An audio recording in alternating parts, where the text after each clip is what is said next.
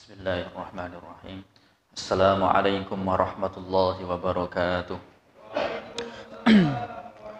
Wa nakhussan li sahibir ratib al-haddad Sayyidina Sayyid Abdullah bin Alwi al-Haddad wa usulihi wa furu'ihi wa masyayikh al-silsilatihi syai'un lillahi lahumul Fatiha. A'udzu billahi minasy syaithanir rajim. Bismillahirrahmanirrahim. Alhamdulillahi rabbil alamin. Arrahmanir rahim. Maliki yaumiddin. Iyyaka na'budu wa iyyaka nasta'in. Ihdinas siratal mustaqim. Siratal ladzina an'amta 'alaihim ghairil maghdubi 'alaihim waladdallin. Amin. Wa ilahukum ilahu wahid la ilaha illa huwar rahmanir rahim. Allahu la ilaha illa huwal hayyul qayyum la ta'khudhuhu sinatun wa la nawm lahu ma fis samawati wa ma fil ard ma dhal ladzi yashfa'u 'indahu illa bi idhnihi ya'lamu ma bayna aydihim wa ma khalfahum wa la yuhituna bi shay'in min 'ilmihi illa bima syaa wasi'a kursiyyuhu as-samawati wal ardi wa la ya'uduhu hifdhuhuma wa huwal 'aliyyul 'azim. Bismillahirrahmanirrahim. Qala al-musannif rahimahullahu ta'ala wa nafa'ana bihi wa bi 'ulumihi wa bi asri fid dharain amin ya rabbal alamin. Alhamdulillah wassalatu wassalamu ala Rasulillah Muhammadin sallallahu alaihi wasallam wa ala alihi wa ashabihi wa mawala la hawla wa la quwwata illa billahil aliyyil azim. Bismillahirrahmanirrahim. Bersyukur kepada Allah Subhanahu wa taala atas limpahan rahmat, hidayah dan taufiknya kepada kita semua. Mudah-mudahan nikmat ini senantiasa dilanggengkan oleh Allah Subhanahu wa taala. Mudah-mudahan kita termasuk golongan orang-orang yang dipilih oleh Allah masuk ke dalam surganya Allah Subhanahu wa taala. Amin Allahumma amin. Salawat dan salam semoga selalu tercurah limpahkan kepada baginda Nabi besar Muhammad sallallahu alaihi wasallam. Dengan jasanya telah diutus di dunia ini, kita bisa melihat terangnya dari kegelapan menuju keterangan, yaitu agama Islam yang diridhoi oleh Allah Subhanahu wa taala. Mudah-mudahan dalam ketaatan kita kepada Allah mengikuti Rasulullah ini, kita diaku umat Rasulullah sallallahu alaihi wasallam.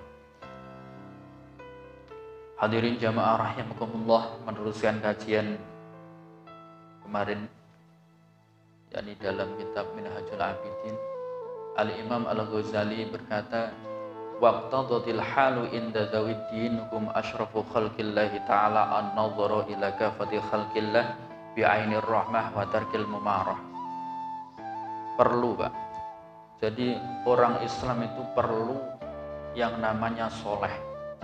Bukan kok soleh tetangga kita. Jadi perlu kesolehan. Yaitu apa? Yang pertama, tetap kesolehan itu mencakup ilmu. Kalau punya ilmu baru diamalkan, ini bisa menjadi soleh. Nah, soleh ini penting. Ketika orang itu sudah mempunyai kesolehan, amal soleh, maka akan terpancar pada dirinya, sehingga ia melihat semua orang, nggak pandang bulu. Ila kafati khalqillah, semua makhluk Allah di dunia ini pandangannya dengan bi'ainir rahmah, dengan pandangan kasih sayang. Tidak ada kebencian, tidak ada meremehkan, enggak ada. Ini kalau orang yang sudah soleh. Kalau orang soleh seperti ini. Wa tarkil mumarati, dan tidak mau berdebat, enggak mau. Ini kata Imam Ghazali. Maka lagi-lagi Al-Imam Al-Ghazali berdoa ketika sudah menyampaikan hal penting, yaitu kesolehan orang itu harus soleh. Kalau pengen selamat harus soleh. Maka Al-Imam Al-Ghazali berdoa, fabtahaltu ila man biyadihil khalqu wal amru ayyuwafiqani li tasni kitabillah. Mudah-mudahan saya diberi pertolongan oleh Allah Subhanahu wa taala, dan juga para pembaca kitab Minhajul Abidin diberikan taufik hidayah oleh Allah Subhanahu wa taala. Sehingga Al-Imam Al-Ghazali di dalam kitab ini mengatakan, mudah-mudahan Allah juga memberikan pertolongan kepadaku untuk bisa mengarang kitab ini, menulis kitab ini. Ini baru muqaddimah, Pak. Wa yasulu bi qiraatihi al-intifa', yang mana kitab ini jika dibaca oleh orang itu bisa ngalap itu apa? Mengambil manfaat. Jadi nggak sembarangan kitab. Jadi kitab itu mengarang kitab nggak asal ngarang gitu aja. Jadi kalau ulama-ulama dulu ditirakati harus soleh dulu, sering doa. Lalu Allah Subhanahu wa taala fa'ajabani ila zalika alladzi yujibu al-mutarra idza da'a. Allah Subhanahu wa taala mengijabah doanya Al-Imam Al-Ghazali. Karena apa? Allah Subhanahu wa taala itu terlanjur dawuh, ujibu da'watad da'i idza da'a. Ketika hamba Allah mau berdoa pasti dijawab. Ma min rajulin yad'u bidu'ain illa istujiba lahu. Tidaklah seorang laki-laki yang berdoa meminta kepada Allah kecuali ia diijabah oleh Allah.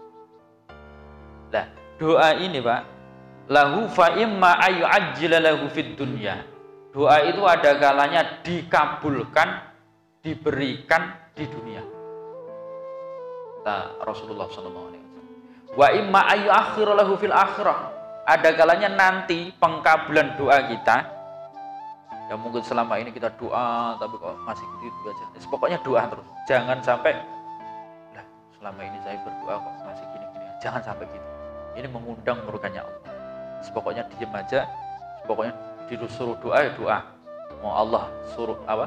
Menyuruhnya ud'uuni astajib lakum. Berdoalah. Disuruh berdoa ya kita berdoa. Nah, doa ini termasuk takwa. Karena mengikuti perintah Allah. Doa itu ada kalanya dikabulkan di dunia, ada kalanya diakhirkan, yaitu diberikan kelak di akhirat. Dan ada kalanya kata sabdanya Rasulullah, wa imma ayyukaffiru anhu min dzunubihi bimiqdari ma da'a. Ini yang mungkin belum terbesit di dalam benak kita. Doa kita mungkin selama ini kita berdoa bermacam-macam, ini enggak dikabulkan berupa apa yang kita minta, tapi Allah senang dikabulkanlah doa itu menjadi dileburnya dosa. Dosa-dosa kita dilebur oleh Allah, dihapus oleh Allah, gara-gara kita mengikuti perintah Allah, yaitu disuruh berdoa ya berdoa. Nah, gitu. Jadi kalau selama ini kita doa kok perasaan belum diijabah, ya diam saja. Jangan sampai mengungkit-ungkit. Malam yad'u bi ismi aw qati'atin rahimin aw yasta'jil. Lah, doa ini, Pak, ini bisa dikabulkan suatu pelebur dosa, bisa dijadikan oleh Allah penghapus dosa selama dia tidak memutus silaturahim. Kemudian selama dia tidak mengungkit-ungkit, seperti tadi saya ucapkan, selama ini udah doa kok belum dikabulkan, perasaan udah doa terus kok belum dikabulkan. Nah, ini yang membuat doa itu putus, nggak bakal dikabul oleh Allah Subhanahu wa taala. Lalu sahabat bertanya, "Ya Rasulullah, qalu ya Rasulullah, wa kaifa yasta'jilu?" Bagaimana yasta'jilu itu pengen cepat-cepat dikabulkan. Kata Rasulullah, qala yaqulu da'autu fama istajaba. Saya itu selama ini doa kok belum dijabah. Kata-kata seperti itu aja mengundang murkanya Allah. Enggak sopan. Di dalam tasawuf ini ada sopan dan enggak sopan. Sama Allah harus sopan.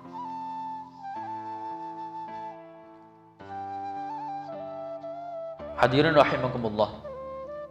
Lalu Al-Imam Al-Ghazali meneruskan dawuhnya, wa atla'ani bifadlihi ala asri dzalika wa alhamani. Kemudian Allah Subhanahu wa taala memberikan anugerah kepadaku, kemudian memberikan rahasia-rahasia, memberikan ilham kepadaku sehingga saya bisa mengarang kitab ini.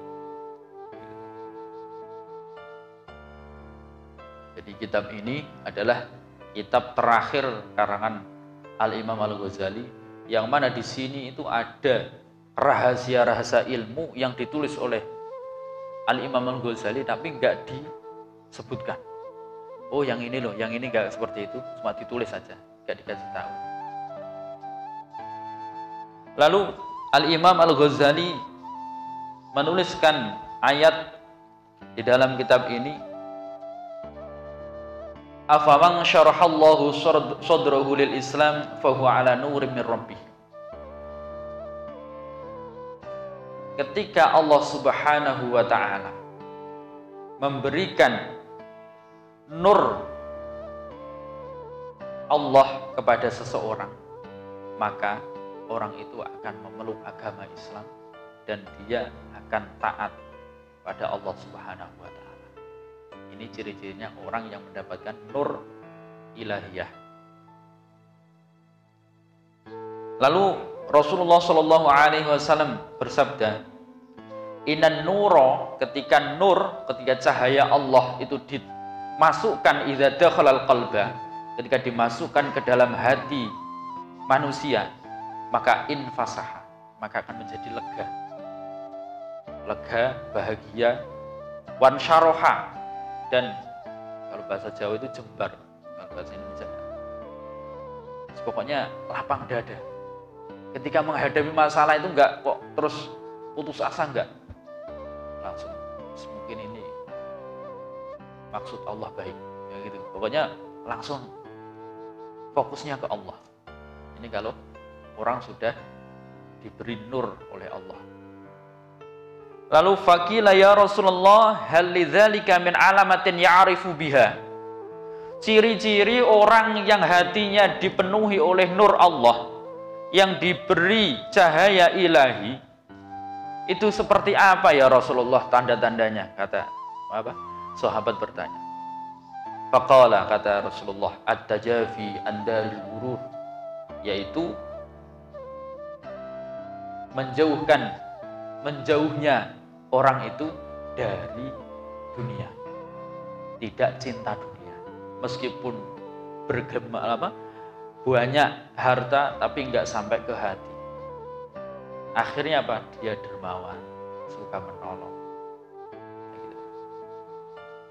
Ini ciri-ciri atau tanda-tandanya ketika nurnya Allah Subhanahu wa taala sudah diturunkan kepada hati seseorang.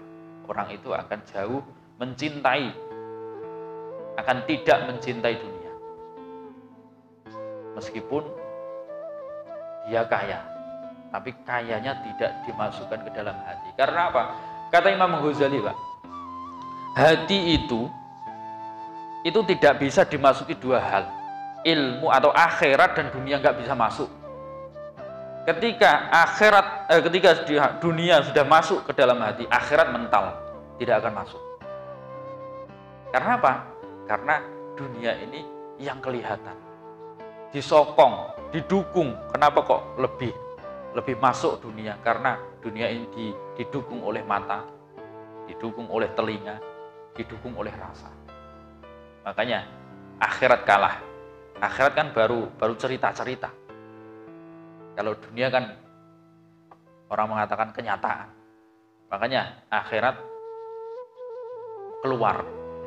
Tapi ketika Allah Subhanahu wa taala sudah memilih seorang hamba ini diberi nur cahaya oleh Allah, maka hati seseorang itu akan dimasuki cinta akhirat.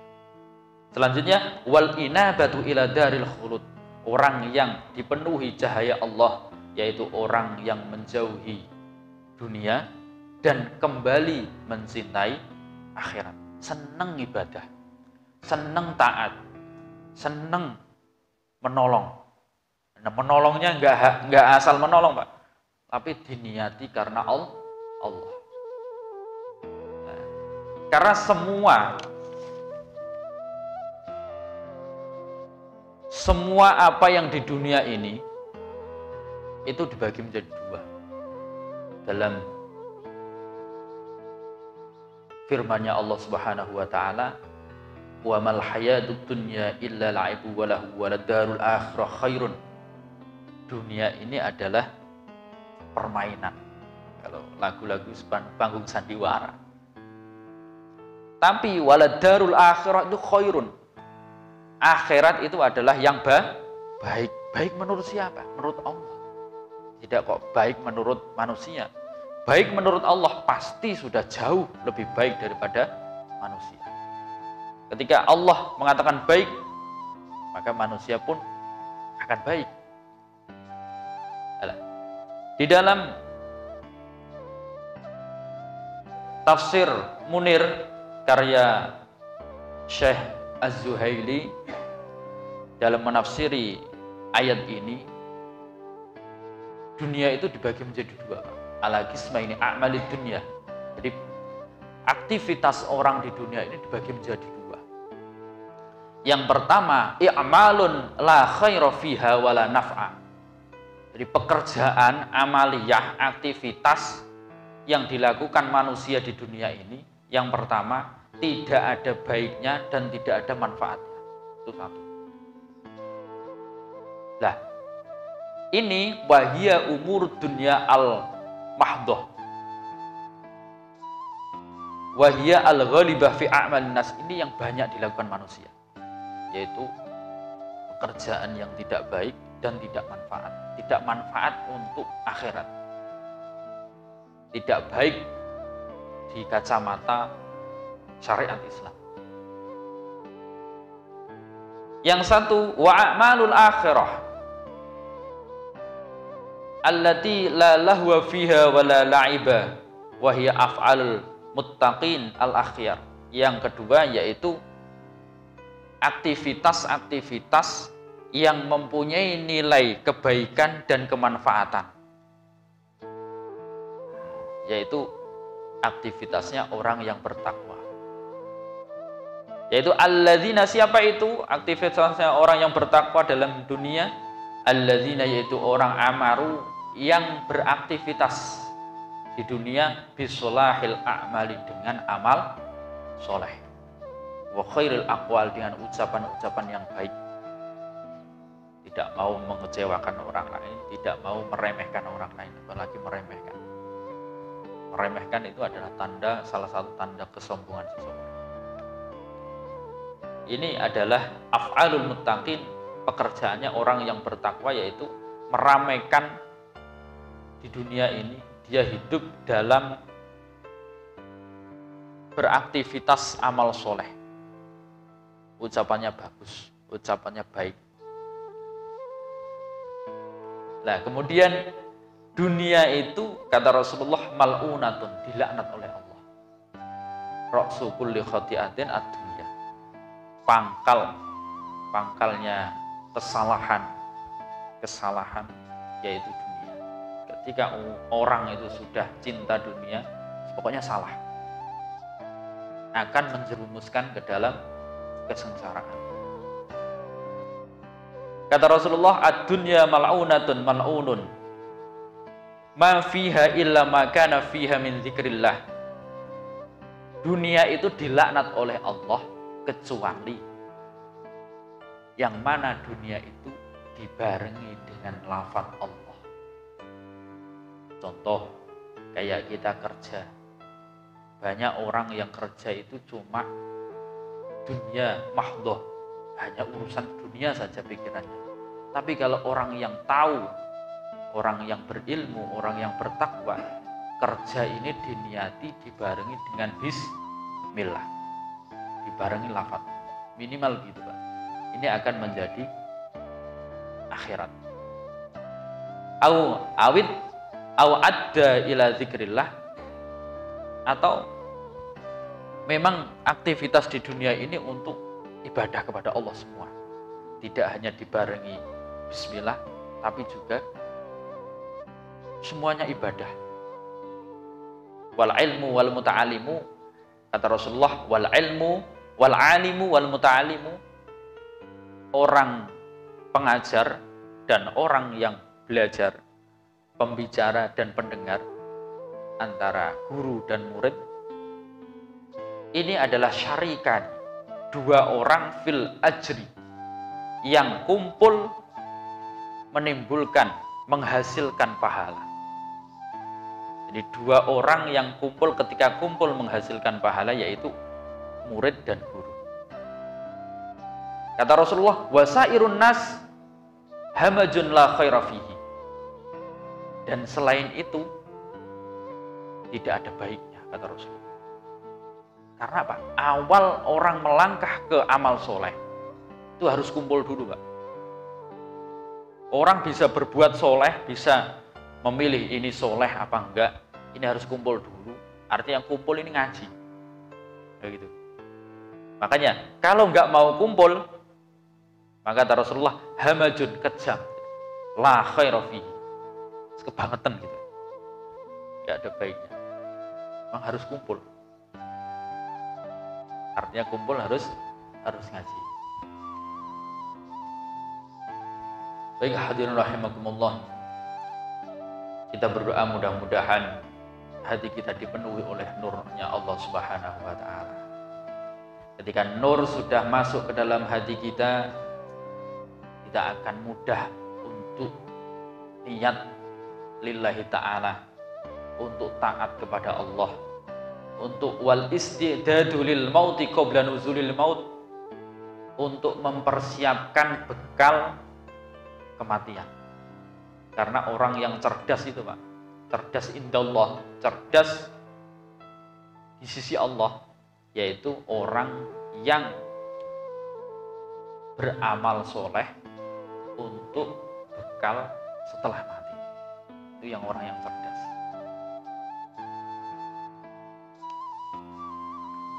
Selanjutnya, fa idza khudira biqalbil abdi awala kulli syai'in anni ajiduni muna'aman. Ketika sudah ada lintasan di dalam benak seseorang, menemukan, oh iya ya, saya selama ini hidup rasanya enak. Nah, siapa yang memberi enak? Rasanya nikmat. Ada kenikmatan di dalam hidup saya. Saya udah diberi hidup, udah diberi bisa inilah, bisa itulah, mempunyai kemampuan. Saya diberi akal sehat, bisa berpikir, kemudian bisa dijadikan oleh orang lain bermanfaat. Kemudian saya diberi wanutki, bisa bicara. Dengan bicara ini saya bisa menolong orang lain. Wasairul ma'ani asyarifah, dan makna-makna yang lain, contoh-contoh yang lain yang mulia. Dan di samping itu saya juga diberi kenikmatan, yaitu bisa terhindar dari bahaya, bisa terhindar dari bala. Nah ini udah mulai sadar kan? Kalau hati kita, jadi awal mula orang itu menuju ke Allah, itu awalnya gini Pak. Awal mulanya orang itu menuju ke taubat, ini awalnya begini. Dia ingat. Ini kalau nggak diingatkan nggak bisa. Wa inna li hadhihi ni'am, dan dia kemudian ingat kalau nikmat ini pasti ada yang memberi. Pasti ada yang memberi. mun'iman yutalibuni bi syukrihi wa khidmati. Dan yang memberi ini tidak kok asal memberi gitu aja, enggak, tapi yutalibuni, memerintahkan untuk kita bersyukur, wa khidmatihi, dan berkhidmah dan taat kepada sang pemberi, yakni Allah Subhanahu wa ta'ala. Ini apik, Pak. Udah bagus sih. Nah, awal mula orang itu semangat untuk ibadah kepada Allah ketika di dalam hatinya, di dalam benaknya itu terlintas ini. Ingat, oh ya, saya udah diberi enak, udah diberi gini, nikmat, bisa jamaah, nikmat, bisa menghidupi keluarga, nggak sampai minta-minta. Oh, ini kenikmatan yang luar biasa. Bisa sedekah, bisa menolong orang lain, bisa ngaji.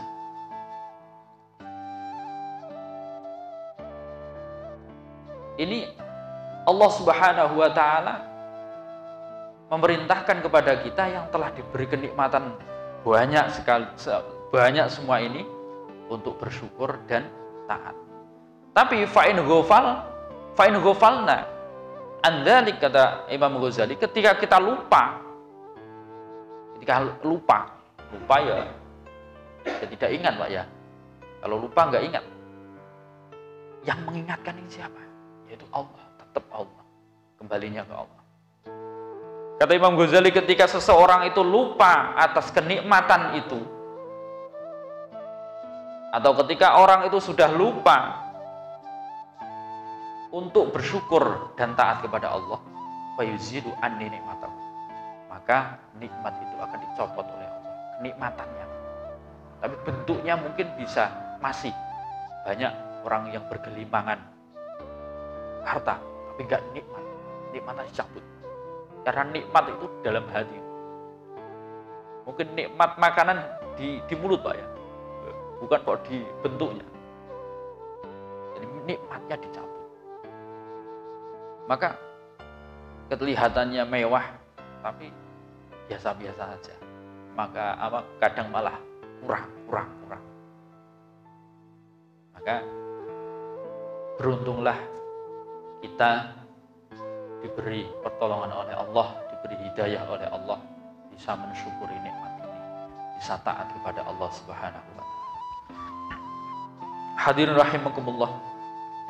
Wa yudhiquni ba'sahu wa niqmatahu.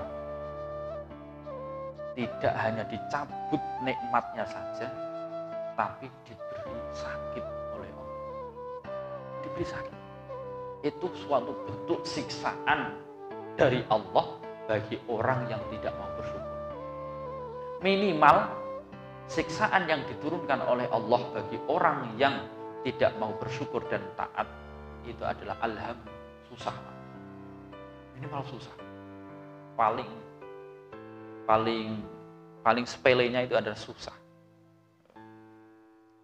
Orang kalau susah, padahal siksa Allah yang diturunkan ke dunia yang paling kecil itu susah.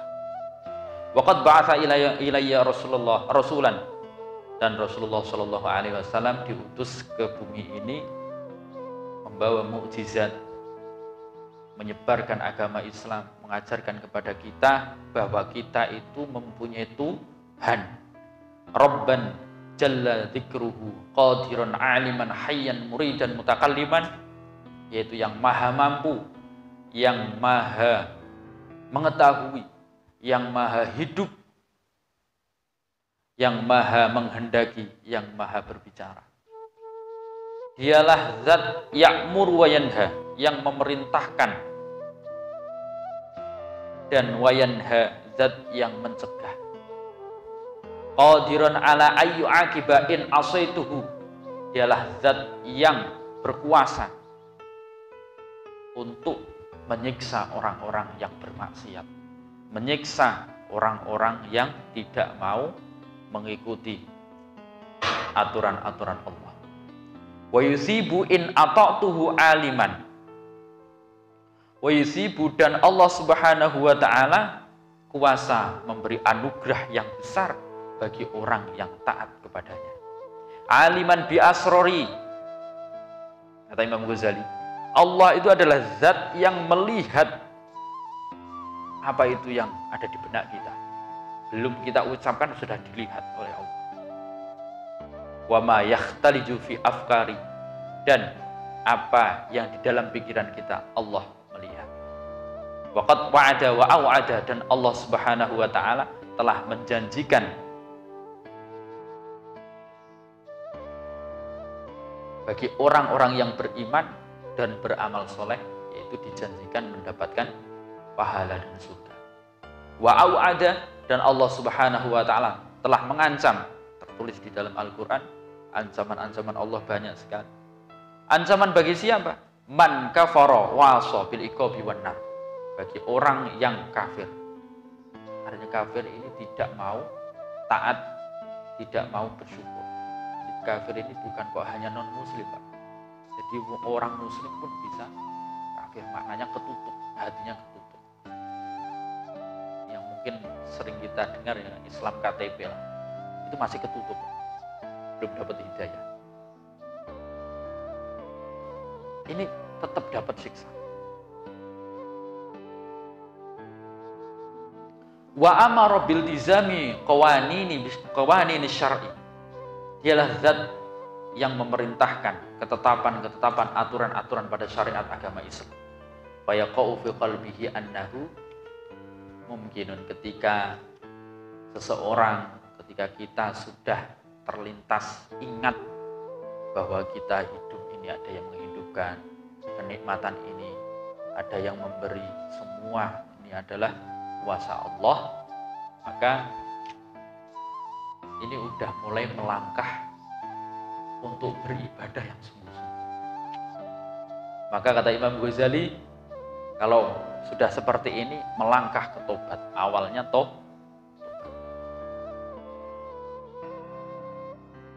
Di tingkatan awal, yaitu seorang yang mau mendekat kepada Allah Subhanahu wa taala, yaitu taubat. Setelah tadi kumpul ngaji, kemudian melangkah ke taubat.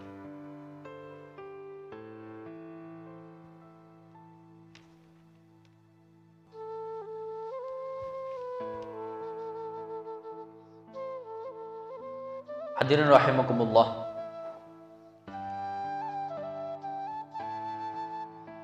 Ketika seseorang itu sudah taubat,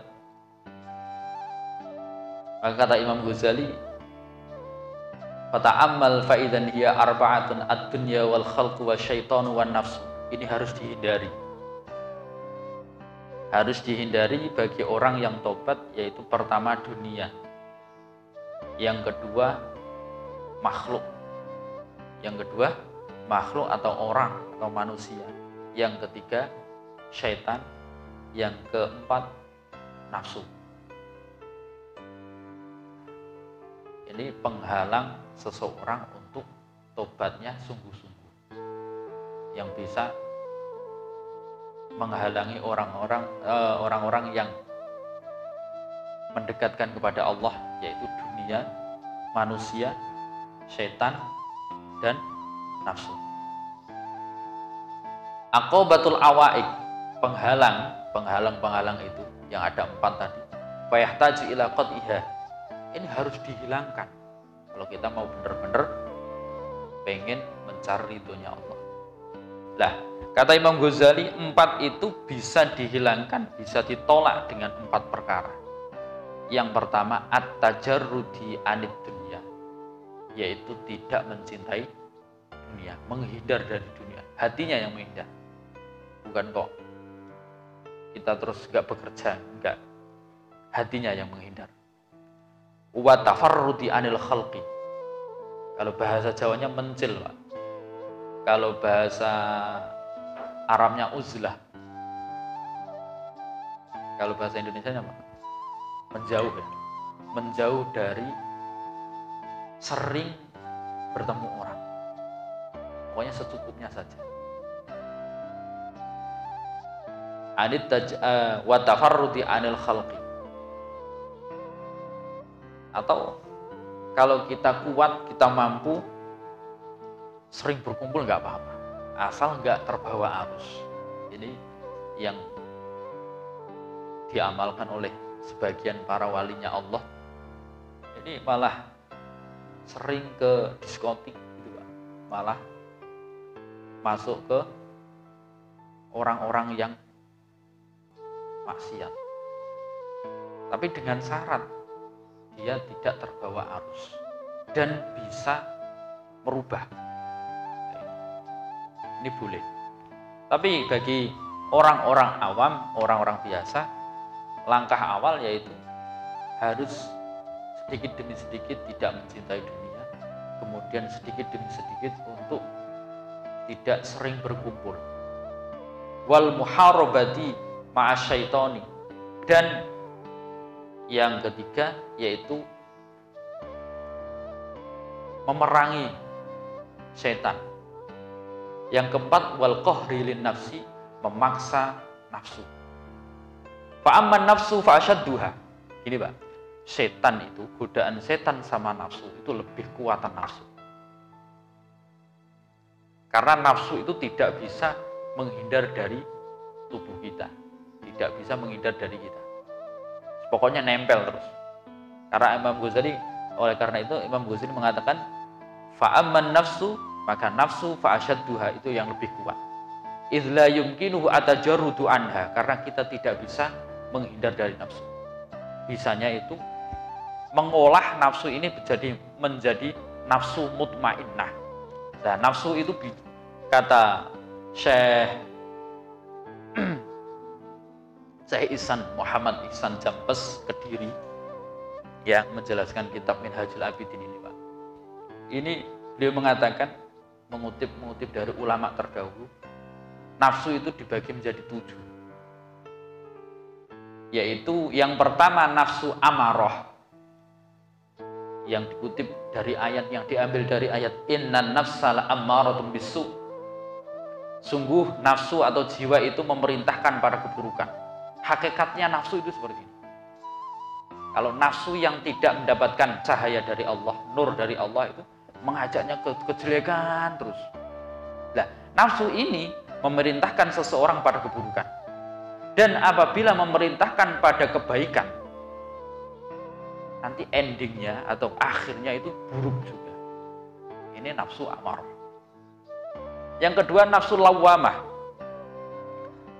yang berdasarkan ayat Al-Quran, wala uqsimu bin nafsil lawamah. Kata Allah, aku bersumpah, kata Allah, jiwa-jiwa yang amat menyesali dirinya sendiri. Nah, ketika seseorang memerangi nafsu ini dan ditekan terus supaya nafsu ini ikut pada sesuatu yang benar menurut syariat, maka seorang pun tidak akan mampu mengalahkan nafsu ini. Kemudian nafsu ini akan kembali ke pemiliknya dengan dicela. Ini sama, masih menyuruh ke keburukan. Kemudian nafsu mulhamah yang ketiga, fa'alhamaha fujuraha wa taqwaha, maka Allah Subhanahu wa taala mengilhamkan kepada nafsu itu jalan kefasikan dan ketakwaan. Jadi nafsu itu bisa menjadi jalan menuju kefasikan, memang hakikatnya nafsu itu ke situ, dan bisa menjadi jalan menuju ketakwaan, itu nafsu.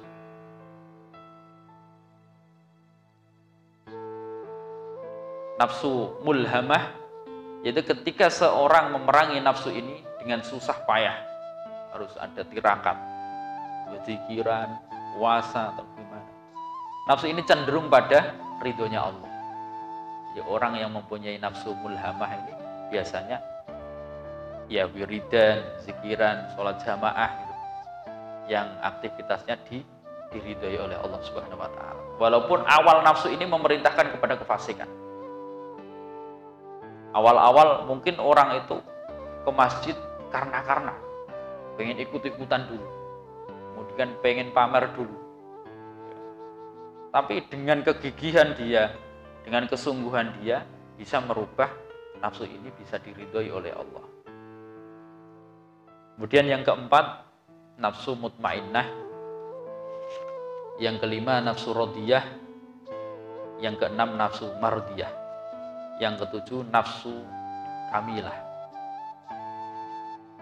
biasanya minggu depan Pak ya. Apa sekarang Pak? Kelihatannya udah kebanyakan malaikat, udah pada ngantuk. Mudah-mudahan bermanfaat Pak ya. Mudah-mudahan bermanfaat bagi kita. Mudah-mudahan menjadi wasilah kita di aku umat Rasulullah Sallallahu Alaihi Wasallam, bisa menjadi wasilah untuk kita mendekatkan diri kita kepada Allah Subhanahu Wa Taala, bisa menjadi wasilah kita masuk ke dalam surganya Allah Subhanahu Wa Taala bersama para ulama-ulama kita, bersama para Rasulullah Sallallahu Alaihi Wasallam dan sahabatnya. Ala hadin ya al-Fatihah. A'udzu billahi minasyaitonir rajim. Bismillahirrahmanirrahim. Alhamdulillahi rabbil alamin. Arrahmanir rahim. Maliki yaumiddin. Iyyaka na'budu wa iyyaka nasta'in. Ihdinas siratal mustaqim. Siratal ladzina an'amta 'alaihim ghairil maghdubi 'alaihim waladdallin. Amin.